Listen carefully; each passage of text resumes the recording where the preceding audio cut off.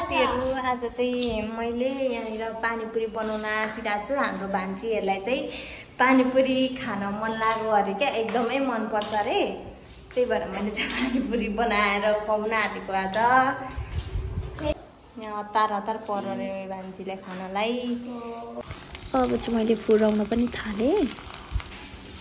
Finally साथीहरु सबै ready भइसक्यो। अब म चाहिँ एउटा चाख्न आँट्दैछु है, कस्तो हुँदो रहेछ हेरौँ।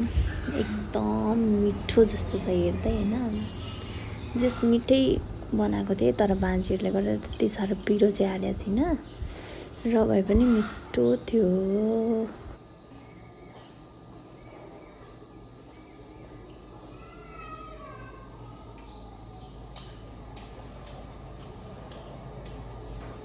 नानी भएपछि हेर्नु न साथीहरु, यता नानीको चाहिँ बिजोग छ अरे। यता आफ्नै सुरमा किचन र्याकबाट सामान झार्छ, भुइँमा फाल्छ अनि फेरि राख्छ हैन।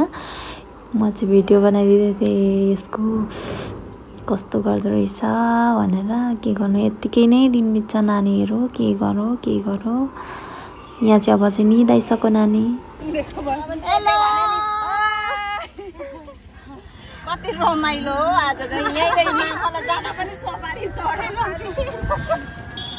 म झन् 2-3 चढेर आइपुग्नु भयो। खाना हाँस्देऊ न।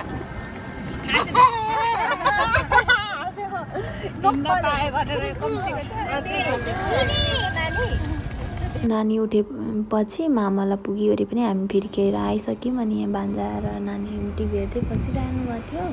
अनि यहाँ चाहिँ मुन्टा पनि केलाउँदैछु सब्जीको लागि हैन। फाइनली मुन्टा पनि बसाएँ मैले।